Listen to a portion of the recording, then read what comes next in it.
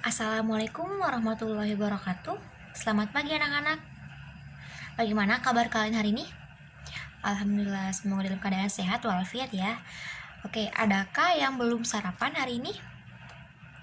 Oke, ada yang belum, ada yang sudah. Nah, sebaiknya sebelum kita memulai pembelajaran, alangkah lebih baiknya kita sarapan terlebih dahulu ya.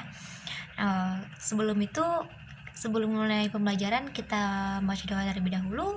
Berdoa dalam hati sesuai dengan kepercayaan masing-masing. Mulai. Udah selesai? Oke. Pada pertemuan kali ini, adakah yang tidak hadir atau izin atau sakit? Oke. Hadir semua berarti ya. Oke, pada pembelajaran kita hari ini itu melanjutkan atau memulai bab baru setelah kita kemarin mempelajari mengenai bab atau materi struktur dan fungsi jaringan pada hewan. Maka materi kita hari ini yaitu melanjutkan bab baru mengenai sistem gerak pada manusia. Oke, kita lihat sistem gerak pada manusia ini ada apa aja ya, selain tengkorak, selain tulang gerak atas dan tulang gerak bawah. Kita kupas satu persatu pada pembelajaran kali ini. Oke, nah di sini ada menu yang pertama yaitu profil, kedua KI dan KD, ketiga materi, dan yang keempat evaluasi. Oke, kita karena profil ini nama saya sendiri, jadi tidak usah ya, karena kalian juga sudah hafal nama saya. Oke, di sini kita mulai untuk KI dan KD-nya. Baik, ini KI dan KD sudah muncul. Seperti biasa, KI 3 dan KI 4. Kalian bisa baca sendiri untuk kompetensi intinya, karena sama semua di KI 3 dan KI 4 ini pada semua materi yang ada di kelas 11. Oke, untuk KD-nya yaitu KD 3.5 dan KD 4.5. Kalian bisa baca sendiri mengenai KD atau capaian kompetensi dasar yang akan kita lalui pada materi hari ini. Oke? Next ya. Kita ke home dulu. Kita masuk ke materinya. Oke, di sini selamat datang di pembelajaran biologi. Next. Sistem gerak pada manusia, biologi SMA atau SMA kelas 11 MIPA. Next.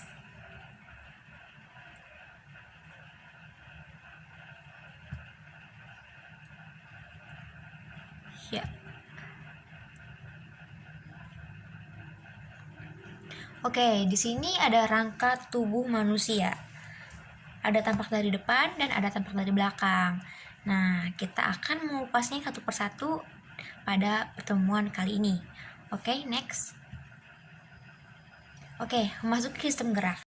Jadi, di dalam sistem gerak ini ada dua, yaitu ada gerak pasif dan ada gerak aktif. Gerak pasif adalah gerak seperti rangka tubuh, tengkorak, tulang, kemudian sendi. Sedangkan pada sistem gerak aktif itu hanya satu, yaitu otot.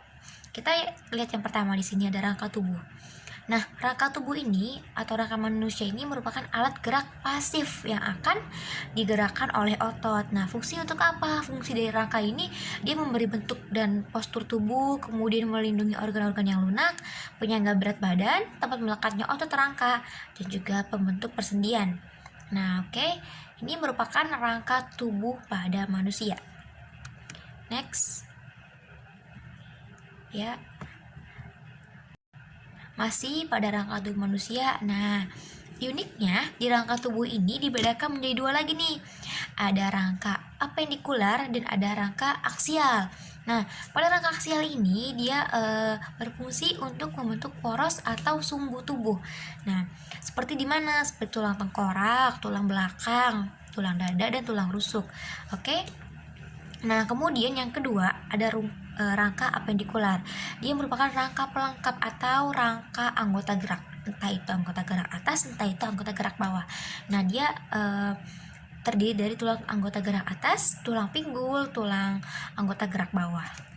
Oke, next. Nah, di sini yang pertama pada rangka aksial itu ada namanya tulang tengkorak.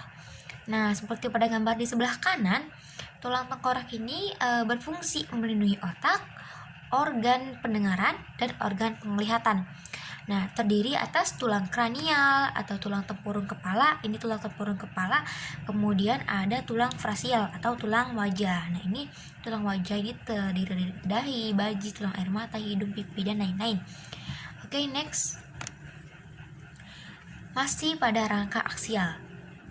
Nah, rangka aksial yang kedua yaitu ada yang namanya tulang telinga dalam dan tulang hyoid. Ternyata dalam telinga juga ada yang namanya tulang. Oke, seperti apa? Tulang telinga dalam dan tulang hyoid ini terletak di dalam tengkorak. Tulang telinga dalam berfungsi menerima dan mentransmisikan impuls suara. Tulang hyoid berfungsi sebagai tempat melekatnya otot mulut dan lidah sehingga dapat membantu proses menelan. Nah, di sini terdapat gambar telinganya. Nah, di sini juga ada daun telinga. Untuk tulang telinganya itu terletak di sini, di dalamnya, yaitu ada tulang pendengaran, terdiri ada MIS, malleus, incus, dan stapes, disingkatnya MIS. Nah, jadi ketika ditanya tulang telinga itu ada apa saja, ada 3, yaitu ada malleus, ada incus, dan ada stapes. Oke, next.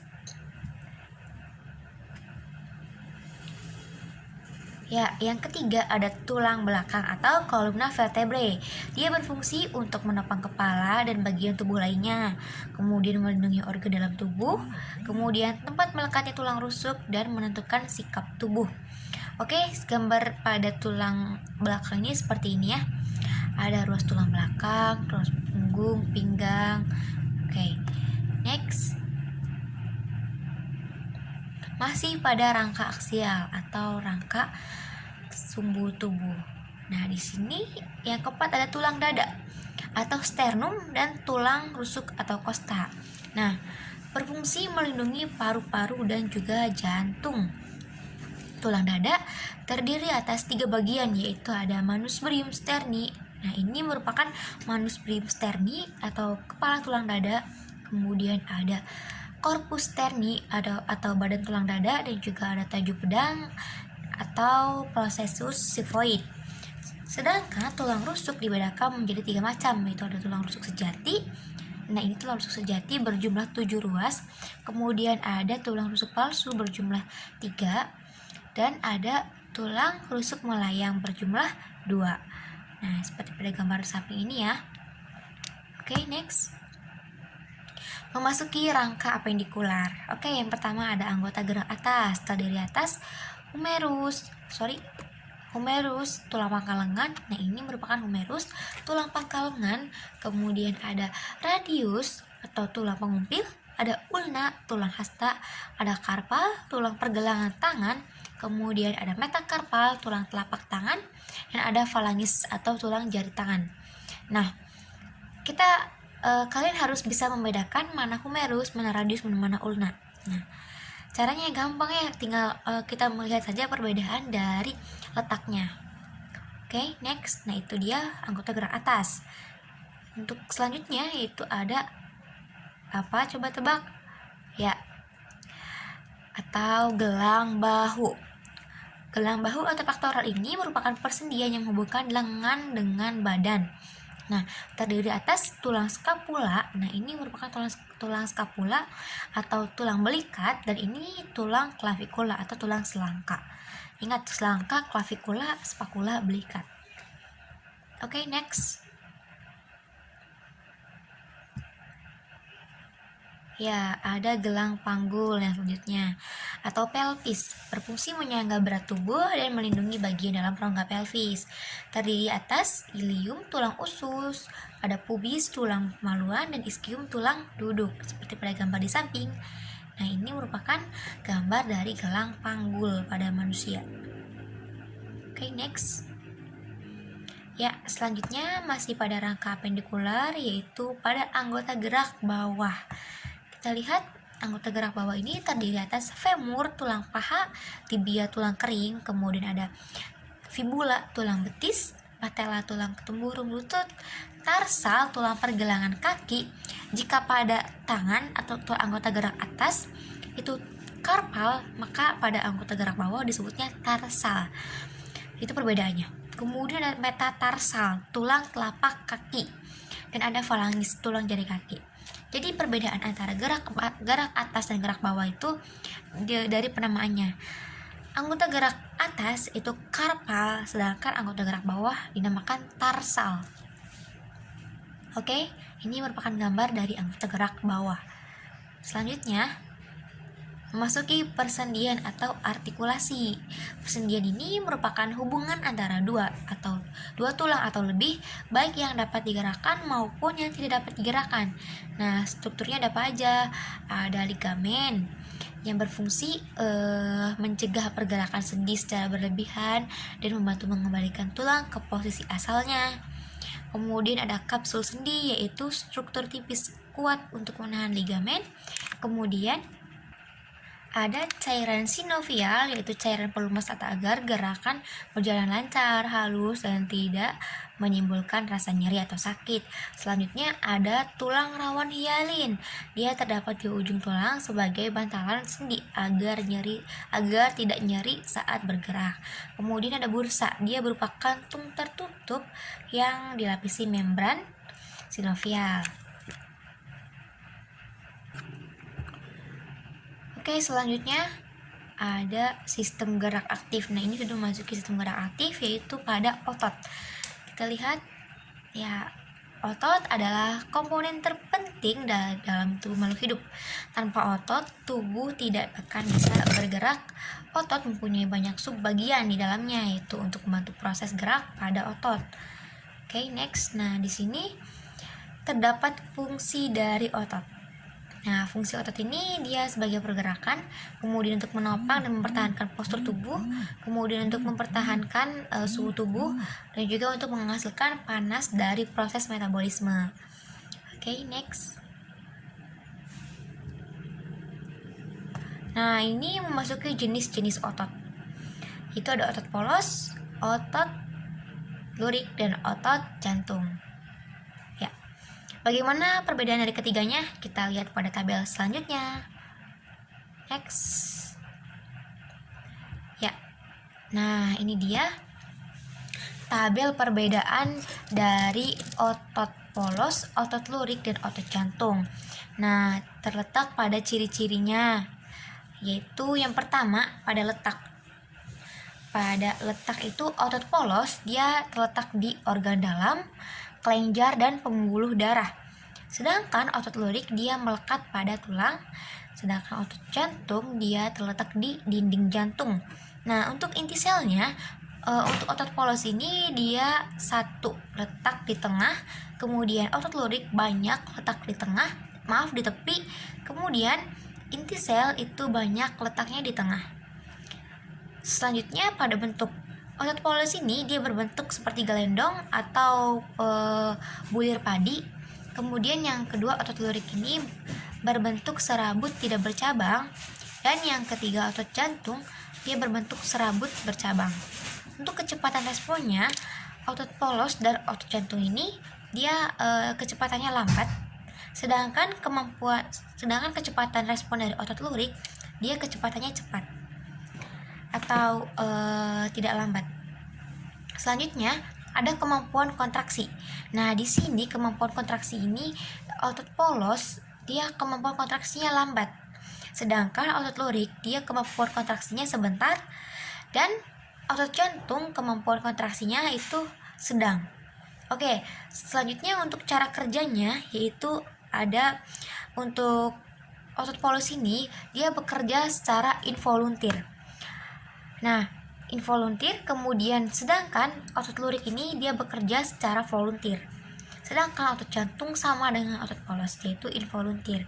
Untuk kerja sarafnya, pada otot polos ini dia kerja saraf tidak disadari.